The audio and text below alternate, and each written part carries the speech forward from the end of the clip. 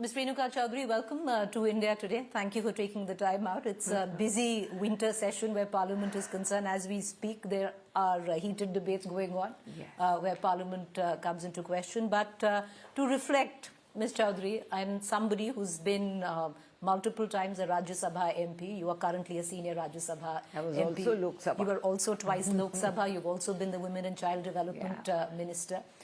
You've also been very often in the crosshairs of the Treasury benches where the Parliament is concerned. And we are coming off and meeting you at a time where, I don't know if it's happening, you tell me, is there going to be a privilege motion moved against you for calling the MPs in Parliament what you referred to as dogs? I didn't. You didn't refer? No, I didn't call any MP a dog. It would be very insulting to the dogs. All right? Because there are traits and qualities in a dog that human beings don't have. We don't have that kind of loyalty, that non-judgment, the kind of unconditional love and devotion that a dog gives. So I don't think human beings are fit to be called dogs. The dogs would be very humiliated. So I didn't call anyone a dog, but if it fits, the coat fits someone and they want to wear it, I can't object, can I? You being your caustic self, but I'll go back to what really happened. There have been multiple instances. Like I said, you find yourself very often in the crosshairs of the Treasury benches. It's not the first time, but let's talk about this time with what happened. What made you, because get a stray dog in your car to Parliament? What really happened? I was on the road heading to Parliament, and opposite Claridge's, that long part of the island, not the main island, a scooterist came in and he turned right abruptly. We didn't hit him, but another car, I think it was one of those smaller cars, that went and hit him. The dog? No, the hit scooterist. the scooterist. Right. He just abruptly, we narrowly missed him. So my driver, as a reflex, pulled up to the left and waited, stopped, because it crashed. The car and the scooter crashed. Luckily, that chap had a helmet. He fell down, and the car guy got out. It was quite a loud bang. And as good old Indians, 10 scooters, 30 cars, everybody stops, and there's a huge ruckus, and there's this little creature, tiny thing with its tail tucked, caught in all that, and running around. You could see her visibly shivering and trying to negotiate the crowds and terrified out of its mind. So I did what I thought any decent human being should do. I said, please pick it up. Pick it up before it goes under the tire or it gets killed. And then we looked around, no one came to claim. So I said, put it in the car, I'm getting late for Parliament, drop me at the house and come back. Bring the dog back to the house and we'll wait. And we'll tell people, and if somebody comes to claim the dog, well and good. So, Ms. Chowdhury, you don't think this was a political stunt? Because many people are reading it. It's something that Renuka Chowdhury does very often. She's a clickbait MP in Parliament. And this is a political stunt, once again, to, take a pot shot at the government. Saving a dog? It would save the government's image. You did it out of... If really that was the government's image, they desperately need a makeover. So if my bringing a dog to Parliament elevated their status, they should be very lucky. So you did it at the goodness of your heart? You had no other malice intended? I'm a dog lover, everyone knows that. I'm an animal lover. We have geese, we have chicken, we have... dogs, we have cats. My daughter rescues them perennially, and our home is home to all of them. We also rescue human beings. Okay, so you bring the dog to Parliament, Ms. Chowdhury, but then you go ahead and say that it's better than the dogs inside. No, I said the ones who actually bite and sting are inside the house. And you also use bite. You also use the term government. No, I said Sarkar chalate hain. So you intended on clearly the Treasury benches, not your side of the MPs. No, there are lots of people who chalao the Sarkar. And like I say, if the coat fits, wear it. You don't regret it, or what you said? In hindsight, because sometimes you say things which could be misconstrued. No, I don't regret it because it is a fact. that the government bites citizens. Look at the mess in the airports today. Today is what, the third or fifth day of IndiGo mess. Hundreds, lakhs of passengers are held to ransom. The government makes a statement saying that we're going to keep the prices capped after the damage is done. Nothing like that is happening. You look at the government, the kind of laws they bring in. Look at the electoral mess that they have made in the vote chori issue. So you don't think they are the people who are biting and stinging the citizen? I mean, there's a literal and a metamorphical way of talking. All right, so you have zero regrets. No, I have no regrets. I think it was just off-the-cuff witty remark. If they have no sense of humor, they don't. They have a strong sense of humor. That's the problem. What's the status on a privilege motion that possibly is going to be moved against you? Waiting and waiting and waiting, and nothing's happening. So nothing's happened yet, but you're waiting. Do you think it's going to happen this winter session, or they've got enough on their plate? Frankly, it's not a priority in my life. If they move for privilege, so be it. If they don't move for privilege, it's the dawning of wisdom for them. So... All right, so, but it didn't stop there, Ms. Chowdhury, because again I'll say, I'm going back to the recent sequence of events, and there is a chronology to it, a word that you use very often sometimes in your tweets. So chronology dekhiye. What happens is you begin with the fact that you get a dog to Parliament, which as per the Supreme Court guidelines you're not supposed to do, even if it's a sterilized dog, in public spaces, in the recent guidelines which have come in. And then when you're asked that there could be a privilege motion that would be moved against you, your response, many would thought very amusing. We thought it was funny, but clearly there's somebody that didn't think it funny, where you responded with a bow wow. What do you say? I mean, is this the issue that you'd move for privilege on? I mean, is this even an issue to start with? I mean, we are reeling under pollution.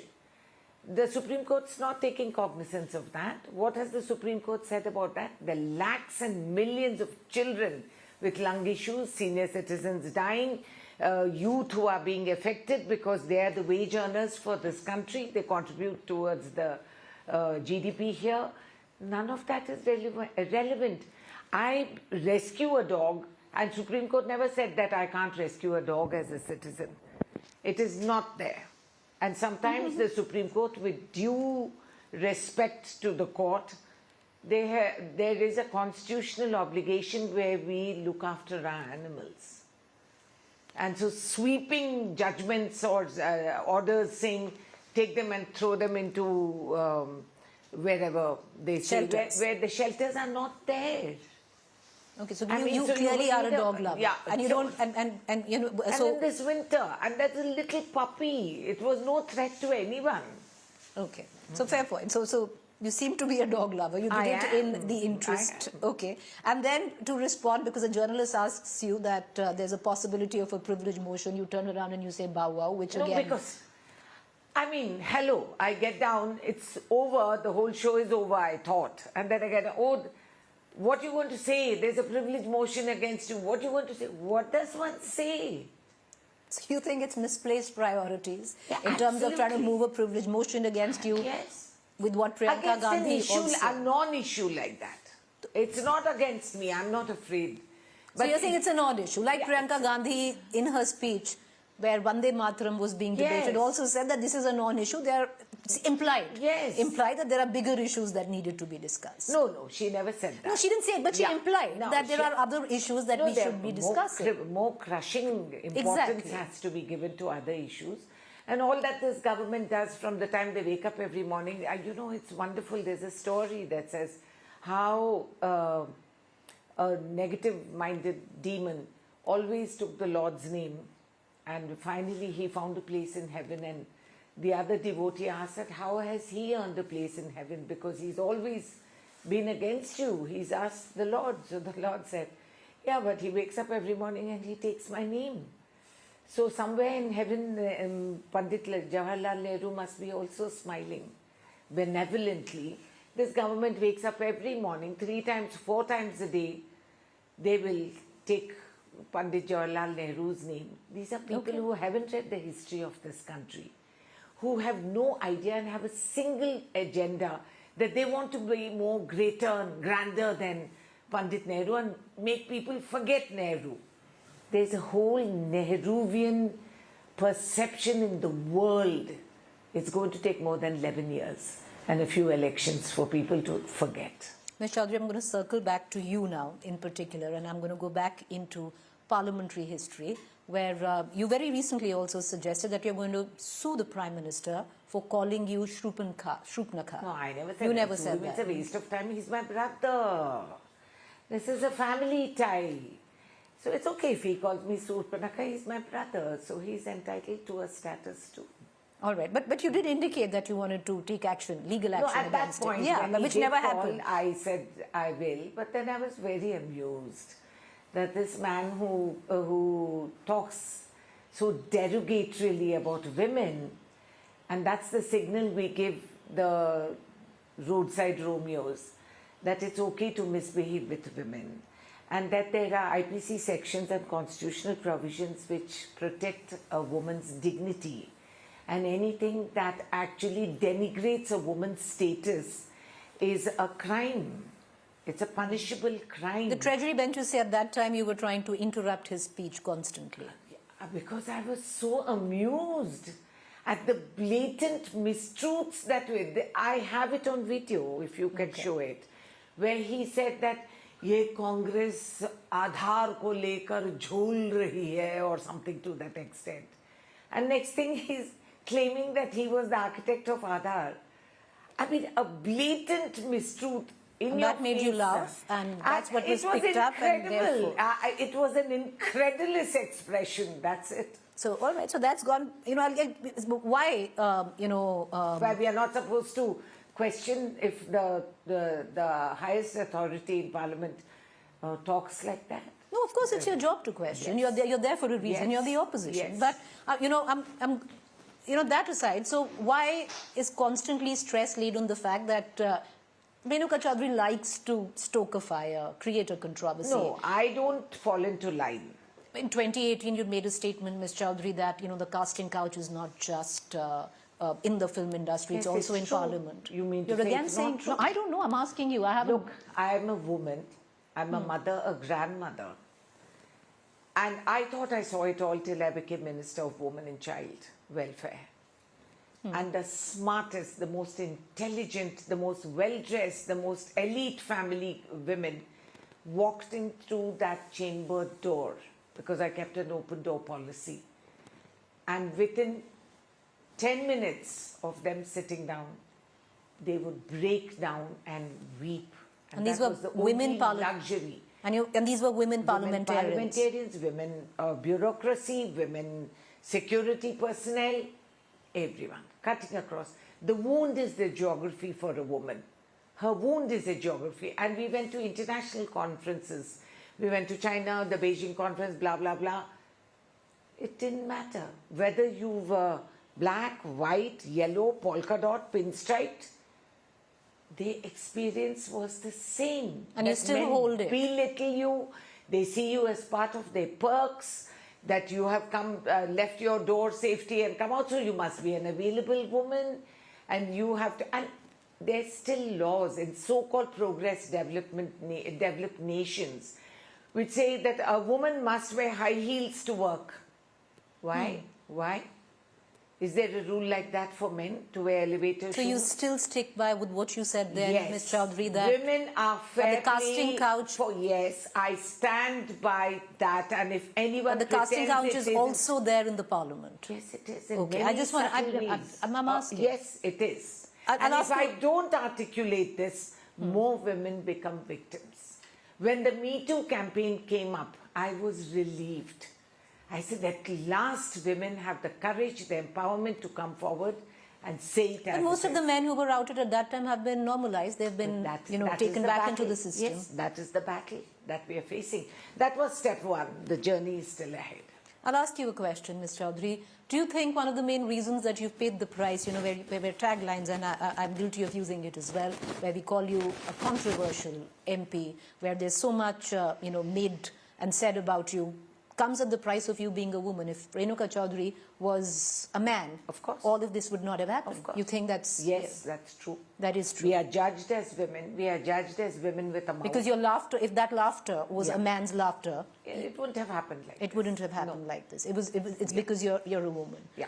And today a privilege motion is being moved against you because of bow wow, because of being a woman, or you're just a troublemaker? No, just because I'm a smart troublemaker. person. No, I'm a witty person. I give it as it is.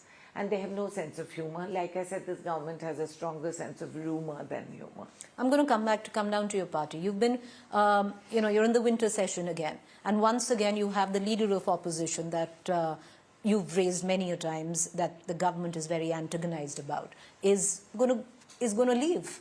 And he is leaving for an event of the Congress. He's going to be overseas. It's the winter session. When the Bihar elections were there, once again, there was talk of Rahul Gandhi not being around. Why is there this sense of dystopia within the Congress that everything is possibly wrong, with the government? But is there ever a sense of self-reflection that maybe we're not getting it right? Maybe the LOP needs to sit out the winter session. There is an LOP and all of you are giving it the due respect of being an LOP. Did the government do that? You had Mr. Putin in India, and neither Mr. Kharge, one of our tallest Dalit leaders, never mind him being Dalit, but the most competent, the most experienced, a man who's been in public life and never lost an election since he was 26 or something when he first came in as an MLA, 28 perhaps. They won't call them LOPs. They won't invite them for a official dinner. Ms. Chowdhury, I hear you. There is even there might not be protocol, but there are niceties there are niceties in politics. Yes, which these crude people. No, I'm sorry. But does it wash away it doesn't your wash own away. Self-reflection? No, it doesn't. We do introspect, and Rahul Gandhi is particularly focused on seeing that whatever... But ma'am, as a journalist, when I sit here and I speak of it, he's not going to be in the winter session because there have been a sizable amount of people that have voted for you. And what we see is, not we, but the people see is accusations. There might be credibility behind it. There warrants investigation, where your vote chori, all other accusations that you lay at the doorstep of the government. But one common thread is that there is zero self-awareness and there is a sense of delusion within the Congress that there is nothing wrong with the party. And one of those examples is what I'm giving you today, that the leader of opposition is not going to last out the winter session in Parliament. He's chosen to go and attend an event outside. The same thing happened when Bihar elections were on. Look, none of you are talking about the walk that he did in Bihar. Do you remember how many manas he actually put on the ground and walked, and the sizable crowds and people that came around? The confidence that he gave to the workers and to the citizen there, that he's there hands-on. How come that's not mentioned in the same breath that he was not there for the Bihar election? When wasn't he there for the Bihar election? He was very much there.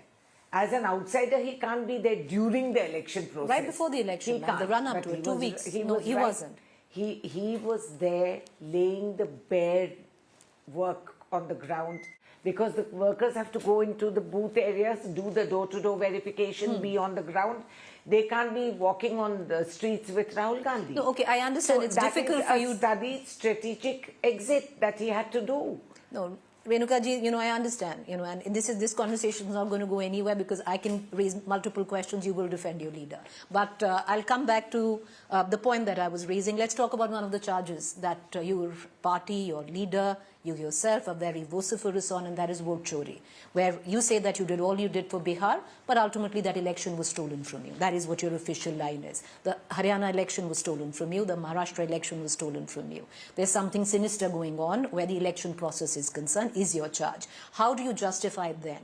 Because at one end, you come from the, the state that you say that the Bihar election was stolen, yet you celebrate a Jubilee Hill win in Hyderabad. Yeah, that was a bit excess. You shouldn't have done that. No, we celebrate a victory anyway. But then we will. But it's a by-election, and we would be worried if we didn't win a by-election being in power. But okay, but Renuka Chowdhury ji, the point is not that. The point is you can't celebrate one win and then if you lose the other election, no, I'll tell then you say that I you know agree. it's Now, a red election. shall we just Either go you back? take just let me allow me to complete the question. Either you take an ideological stand, which has happened before in other countries, and say we just don't believe in the election system. You go and boycott an election. You don't do that. You then choose to celebrate one, and then you say this one we lost, ye to rigged hai. It doesn't work. Two things can't happen together. I'll tell you one thing. While the whole media is so focused and the opposition, the ruling party is so focused on deriding and decrying Rahul Gandhi, you've all missed the woods for the trees. Because if you go to see the sequence of events that this government, they're very clever. They're very clever. We have to give it to them. I concede to that they're so intelligent. If you see the sequence of events, what was the step one that they took many years ago? The appointment of election commissioners. Okay, just see how nicely they've laid the graveyard of elections. So what happens in the appointment of election commissioners? That is absolutely politicized. And then you go and you gain majority control over all the appointments. Who do you put in? You remove the CJI. As per the norm and the rule and the practice, you had the Chief Justice of India involved in the electoral process of choosing the election commissioners. He's arbitrarily removed. And who comes in place? Bureaucracy. Do we expect bureaucracy to stand up to a ruling government and say no? No. Very clever. So the first pawn is moved. Then what do? They give legal immunity. They give legal immunity to the Election Commission. So a citizen or a political party cannot move a court, or because they're an autonomous body and the law has been changed. So you have no choice but to sit there and talk about it and do nothing else, because there is no other provision for you to do that. Then what do? Which is given for this official action, the CC footage. Suddenly, the pride and respect for women is so much that we can't show a CC footage of women standing in a political line to vote, for God's sake. No, I it's understand. not some changing room. You've laid out, nobody, I agree that all of this needs to be investigated. No. I'm saying these are all the structures in place. Then you do mandatory deletion of the CCTV footage. So this evidence, which is evidence for you, has vanished. That has disappeared. Then vote chori starts in Haryana, starts Maharashtra, starts somewhere else. And large sections of votes are removed arbitrarily. The citizen has no right to go anywhere. There is a time lag within which you Ms. have Chowdhury, to... I hear you. This is a matter of investigation. At the end of this, right. Bihar election came on the heels. I think and we knew that we are not able to move court. We have no legal recourse. Renuka Chowdhury ji, I hear you on this. This needs to be investigated. As a journalist, I do think this needs a court-monitored probe. But having said that, there's a political argument to it. When did the EVMs come in? You know very well. They came in the times of Rajiv Gandhi. That is when the EVMs came in. So, now to reject something that you brought on, it's a political argument. The other political arguments is it's not the first time. You've had appointed ECs who you have given tickets to fight elections during the Congress. Did we remove the ECs? I'm giving multiple. There's a political argument. Yeah, but let me turn around and ask you the question that I asked you. You do not believe in this electoral process. Then why is it that the Congress refuses to take a hard stand? Now, there's a dichotomy there and say that, okay, we don't believe in this process, we're not participating in it. Because the Bihar election came so fast on the heels of setting up all this that the government did, delineating the vote bank of the workers. Are you not fighting Assam? You will fight Assam. You will fight Bengal. That we will fight Bengal, we will fight Assam, we'll see. And then when it turns around, you'll turn around and say, if it does, that this is also... Yes, I believe that Mamata Banerjee is going to give them a good round fight. Okay? So that election is not going to be... So that election won't be rigged? I don't know. Let's see. Let's see what they do. Do you understand? I understand your point of view, but I want you to understand something. In the army, we have a saying, never underestimate the enemy.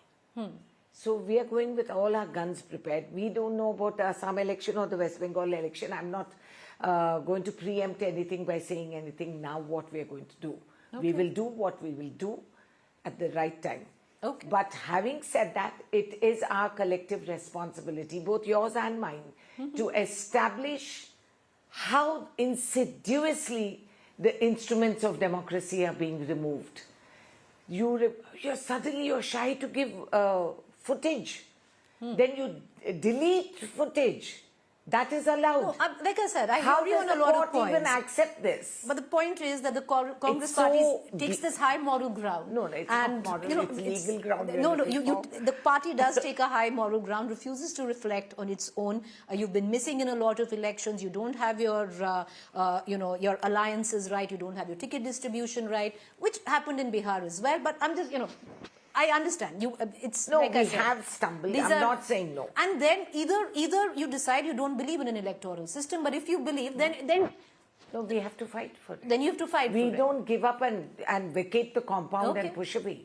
I don't think we should do it. that. So you will It would- continue to fight elections. We will and you continue to fight Okay. on different platforms and different levels. But whether you will fight an election, the coming one, is still up for discussion. No, that is something that we will collectively You will take. collectively It's not take. some individual who takes a point of view, unlike the BJP.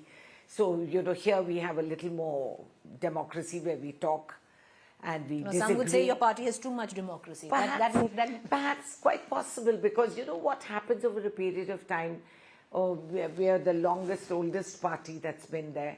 And sometimes we take things for granted, or sometimes we don't respond in time. And we have stumbled, we have slipped on certain fronts. But then there is also a grassroots revival and setting things in pace. And it will take that inertia will take some momentum before. I'm going to it's touch on vanished. that, and I'm going to invite Yeah. you for a longer discussion on my podcast. Sure, But this is a smaller, shorter interview, so I'm running out of time. But I'm going to ask you 3 questions. You talk about that there is a system in place to revive the Congress. There is also, I was interviewing Jibe the last time, and he says, there is also time now for the old guard to let go. And you're the old guard. Old in what sense? The old guard. I don't know what old No, guard I'm and not new going to try guard. and make an ageist I joke. think it's very wrong to No, I don't label want to get people with ageist. age or something. I don't want to sound ageist, So, but there is a constant friction within the Congress between the old and the new.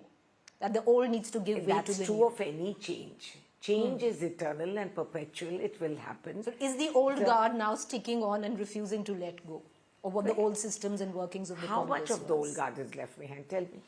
No, I'm There's a asking very you. minimal lot who are left behind. And I don't think we should sneer or jeer at them, because I'm not. You are part of the old guard. Yeah, I don't think I'm old or young or new or anything like that. I think I'm a Congress worker, and that's eternal.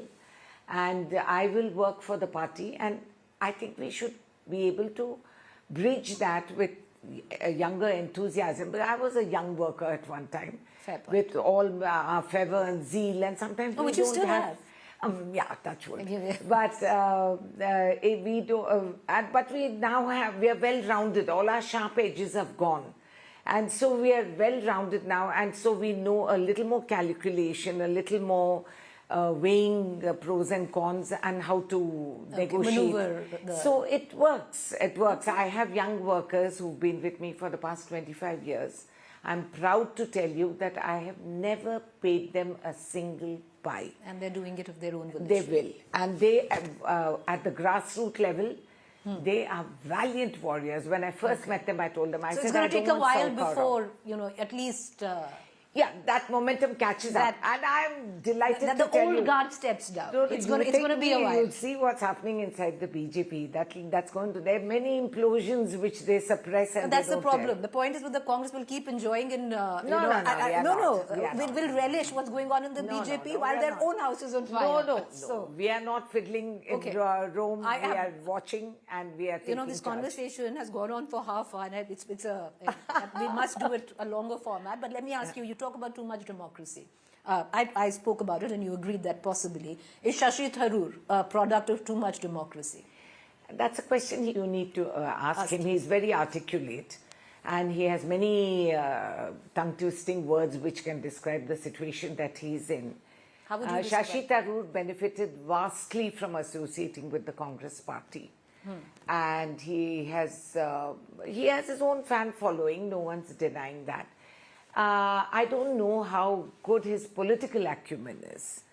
And there's always a price to pay. There are no free lunches. What free lunch is he looking at? I'm just saying it's a statement of facts that nothing comes free. So this kind of what he's doing while pretending that it's all very altruistic and very deshbhakt and all that hasn't gone down well. It's actually hurt his image, I With feel. whom? With the people? With the people. Congress for sure. And Congress, okay, we are used to this. If you look at... That's the problem. You should have sit in suspended him by Parliament now. and you look half of But the you should BJP. have suspended him by now then. It's not always a black and white situation. Okay. All right? And we will bide our time.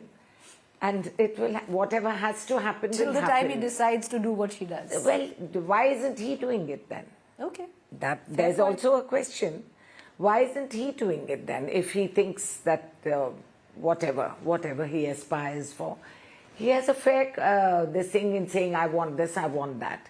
He expects certain recognition and all. Where Kerala is concerned, especially. Sorry? Where Kerala is concerned. Not just Kerala, he also contested for Yeah. Congress party president, and no one denied him that right. We said, go ahead and fight. He lost. He lost in the UN as well, if you remember. He won in Kerala because the Kerala Congress workers so committed and devoted, and we have wonderful grand men on the ground there like Ramesh There's an election Channitala. coming up there as well. No, we have Ramesh Channitala and we have other Clearly you great picked a guns. side. Okay. No, I have no sides in Kerala. What am I doing in Kerala? But known faces, Okay. you know, people who know. You say the name and there are 10 people who say yes. So it's who a know wait and him. watch So for Mr. it's Tharoor. whatever. And you have Mr. K.C. Venugopal who's running the whole country as Country? GSO in terms of Congress, countrywide. And there's a fair amount of criticism for him as well. Yeah, We had of Captain course. Amrinder Singh, who I interviewed last week, and who didn't have very good things to say about Mr. K.C. Venugopal. There'll always be someone, do people say nice things about me? No, they don't. Okay. But does it alter me or does it change me or my belief systems or my capacity to do something? Okay. I work also. I work as efficiently as I hit back. So it's okay. It's part of the game. It goes with the turf. All right. Thank you, Ms. Chowdhury, for taking the time out, and I hope to get you back on a longer and easier conversation in my podcast. Unless but thank you. by that time the government goes to dogs. So you have to look out and be careful. I'm not saying anything. You but can't. thank you. I can. Yeah, you can. But thank you. Thank you for taking the time out. I appreciate it. Thanks.